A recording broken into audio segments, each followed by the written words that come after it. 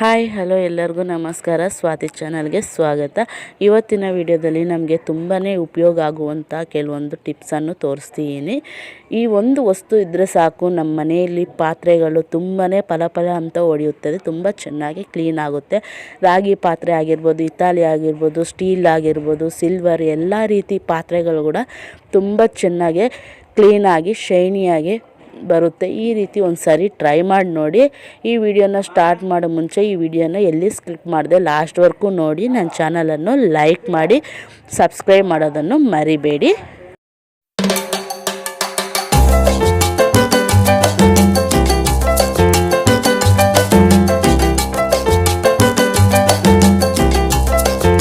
ನಾವು ಪಾತ್ರೆಗಳನ್ನು ಕ್ಲೀನ್ ಮಾಡೋದಕ್ಕಿಂತ ಲಿಕ್ವಿಡ್ಡು, ಸೋಪ್ಸು ಇವೆಲ್ಲ ರೀತಿಯನ್ನು ಪರ್ಚೇಸ್ ಮಾಡಿಕೊಂಡು ಪಾತ್ರೆಗಳನ್ನು ತೊಳಿತಾ ಇರ್ತೀವಿ.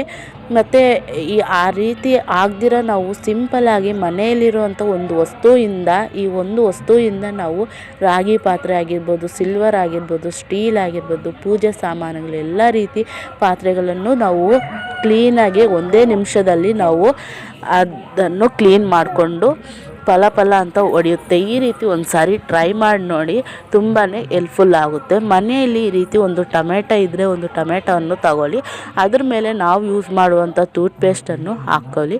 ಈ ರೀತಿ ಹಾಕ್ಕೊಂಡ ನಂತರ ನಾವು ಯಾವ್ದು ಪಾತ್ರೆಯನ್ನು ಕ್ಲೀನ್ ಮಾಡಬೇಕು ಆ ಪಾತ್ರೆಯನ್ನು ತಗೊಳ್ಳಿ. ನಾನಿಲ್ಲಿ ಮನೆಯಲ್ಲಿ ರಾಗಿ ಚೊಂಬನ್ನು ತಗೊತಾ ಇದ್ದೀನಿ. ಇದನ್ನು ನಾನು ಯಾವ ರೀತಿ ಕ್ಲೀನ್ ಮಾಡ್ತೀನಿ ಅಂತ ನೋಡಿ.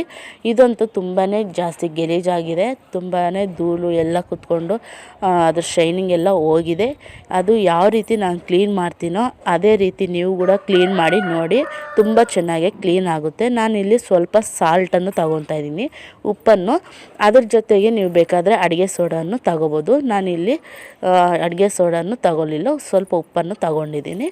ಮತ್ತು ಈ ರೀತಿ ಟೊಮೆಟೊ ಪೇಸ್ಟು ಮತ್ತು ಈ ರೀತಿ ಉಪ್ಪನ್ನು ತಗೊಂಡು ಕ್ಲೀನಾಗಿ ಆ ಚೊಂಬು ಮೇಲೆ ಈ ರೀತಿ ಕ್ಲೀನಾಗಿ ನಾವು ಉಜ್ಜಬೇಕು. ಈ ರೀತಿ ಚೆನ್ನಾಗಿ ಉಜ್ಜೋದ್ರಿಂದ ನಾವು ಶೈನಿಂಗು ಮತ್ತು ಕ್ಲೀನಾಗಿ ಆಗುತ್ತೆ. ಈ ರೀತಿ ಒಂದು ಸಾರಿ ಟ್ರೈ ಮಾಡಿ. ನಾವು ರಾಗಿ ಚೊಂಬನ್ನೇ ಅಲ್ಲ, ಮತ್ತು ನಾವು ಪೂಜೆ ಮಾಡುವಂಥ ಸಾಮಾನುಗಳು ಕೂಡ ಇದೇ ರೀತಿ ನಾವು ಕ್ಲೀನ್ ಮಾಡ್ಕೋಬೋದು. ಅದಕ್ಕೆ ಕೂಡ ಲಿಕ್ವಿಡು, ಪೀತಾಂಬರ ಮತ್ತು ಎಲ್ಲವನ್ನು ಇದಕ್ಕೆ ಹಾಕೋದಕ್ಕೂ ಇದು ತುಂಬಾ ಈಸಿ ಅನಿಸುತ್ತೆ. ಇದು ತುಂಬಾ ಚೆನ್ನಾಗಿ ವರ್ಕ್ ಆಗುತ್ತೆ. ಈ ರೀತಿ ಒಂದು ಸಾರಿ ಟ್ರೈ ಮಾಡಿ ನೋಡಿ, ತುಂಬ ಚೆನ್ನಾಗೇ ವರ್ಕ್ ಆಗುತ್ತೆ. ಮತ್ತು ಇಂಥ ಟಿಪ್ಸ್ ಎಲ್ಲನೂ ತುಂಬಾ ನನ್ನ ಚಾನಲಲ್ಲಿ ಶೇರ್ ಮಾಡಿದ್ದೀನಿ. ಒಂದು ಸಾರಿ ನನ್ನ ಚಾನಲನ್ನು ಓಪನ್ ಮಾಡಿ ನೋಡಿ. ನಿಮಗೆ ಈ ವಿಡಿಯೋಸ್ ಏನಾದರೂ ಇಷ್ಟ ಆದಲ್ಲಿ ಒಂದು ಲೈಕ್ ಮಾಡಿ, ನನ್ನ ಚಾನಲನ್ನು ಸಬ್ಸ್ಕ್ರೈಬ್ ಮಾಡಿ, ನಿಮ್ಮ ಫ್ರೆಂಡ್ಸ್ ಫ್ಯಾಮಿಲಿ ಮೆಂಬರ್ಸ್ ಜೊತೆ ಕೂಡ ನನ್ನ ವಿಡಿಯೋನ ಶೇರ್ ಮಾಡಿ. ಈ ರೀತಿ ನಾನು ಅದನ್ನು ಎಲ್ಲ ಉಜ್ಜಿದ್ದಾಯಿತು. ಒಂದು 5 ನಿಮಿಷ ಬಿಟ್ಕೊಂಡು ನಾನು ಇದಕ್ಕೆ ಒಂದು ಸ್ವಲ್ಪ ಸೋಪನ್ನು ಹಾಕ್ಕೊಂಡಿದ್ದೀನಿ. ನೀವು ಬೇಕಾದರೆ ಲಿಕ್ವಿಡ್ ಕೂಡ ಹಾಕ್ಕೋಬೋದು.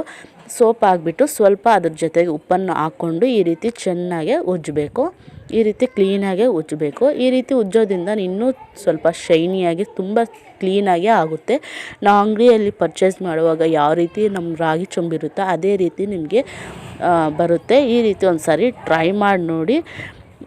ಈ ರೀತಿ ಉಜ್ಜಿದ್ದಾಯಿತು. ಈಗ ತೊಳೆದ್ಬಿಟ್ಟು ತೋರಿಸ್ತಿದ್ದೀನಿ. ತುಂಬ ಚೆನ್ನಾಗಿ ಕ್ಲೀನ್ ಆಗಿದೆ ನೋಡಿ.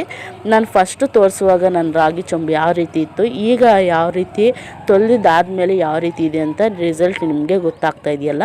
ನೋಡಿದ್ರಲ್ಲ, ಕೇವಲ ಒಂದೇ ಒಂದು ವಸ್ತುವಿಂದ ನಮ್ಮ ಪಾತ್ರೆಗಳಿಗೆ ಎಷ್ಟು ಚೆನ್ನಾಗಿ ಶೈನಿಯಾಗಿ ಕ್ಲೀನಾಗಿ ಆಗ್ತಾ ಇದೆಯಂತ. ನೀವು ಒಂದು ಸಾರಿ ಟ್ರೈ ಮಾಡಿ, ಯಾವ ರೀತಿ ಬಂದಿದೆ ಅಂತ ನನಗೆ ಕಾಮೆಂಟ್ ಮಾಡಿ. ನಿಮಗೆ ಈ ವಿಡಿಯೋ ಇಷ್ಟವಾದಲ್ಲಿ ಒಂದು ಲೈಕ್ ಮಾಡಿ, ಶೇರ್ ಮಾಡಿ, ಕಾಮೆಂಟ್ ಮಾಡಿ, ನನ್ನ ಚಾನಲನ್ನು ಸಬ್ಸ್ಕ್ರೈಬ್ ಮಾಡಿ.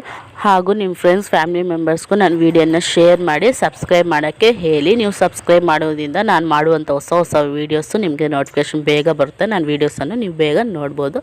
ಪ್ಲೀಸ್ ನನ್ನ ಚಾನಲನ್ನು ಸಪೋರ್ಟ್ ಮಾಡಿ. Thanks for watching.